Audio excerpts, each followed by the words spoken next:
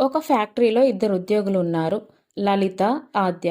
లలిత చాలా సంవత్సరాల నుండి ఈ కంపెనీలో పనిచేస్తుంది. ఆద్య కొత్తగా చేరింది.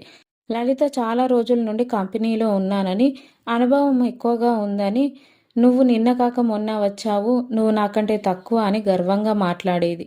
కానీ ఆద్య అలా కాదు. తనకి అనుభవం తక్కువైనా మాటల్లో జాగ్రత్త, ప్రవర్తనలో వినయం, తెలివితేటలు ఎక్కువ. సీనియర్లను గౌరవించేది, జూనియర్లకు సహాయం చేసేది ఆద్య.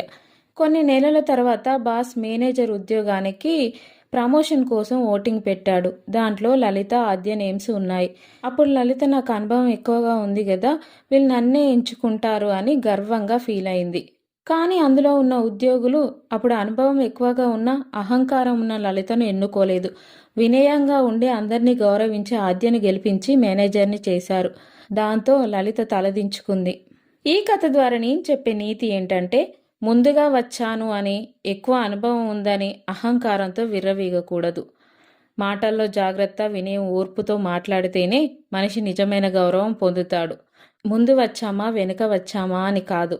ఎప్పుడు వచ్చినా కానీ గౌరవంగా మాట్లాడామా, 10 మందికి హెల్ప్ చేశామా, అందరితో బాగా ఉన్నామా అనేదే ముఖ్యం. Please like, share, subscribe.